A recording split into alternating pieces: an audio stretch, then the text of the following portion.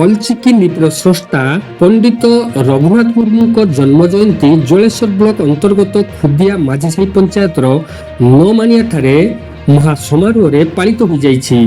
ଭାରତୀୟ ଜନତା ପାର୍ଟି ସୌଜନ୍ୟରୁ ଆୟୋଜିତ ଏହି କାର୍ଯ୍ୟକ୍ରମରେ ଅଞ୍ଚଳର ବହୁ ମାନ୍ୟଗଣ୍ୟ ବ୍ୟକ୍ତି ଓ କର୍ମକର୍ତ୍ତା ଯୋଗ ଦେଇ ପଣ୍ଡିତ ମୁର୍ମୁଙ୍କ ସ୍ମୃତିଚାରଣ କରିବା ସହିତ ସାନ୍ତାଳୀ ଭାଷା ଓ ସାହିତ୍ୟ ପ୍ରତି ତାଙ୍କର ଅବଦାନ ସମ୍ପର୍କରେ ଆଲୋକପାତ କରିଥିଲେ। ଏହି ସଭାରେ ବିଜେପି ନେତା ବ୍ରଜମୋହନ ପ୍ରଧାନ ମୁଖ୍ୟ ଅତିଥି ଭାବେ ଯୋଗ ଦେଇଥିଲା ବେଳେ ବିପ୍ଳବ ପ୍ରଧାନ କାର୍ଯ୍ୟକ୍ରମରେ ସଭାପତିତ୍ୱ କରିଥିଲେ।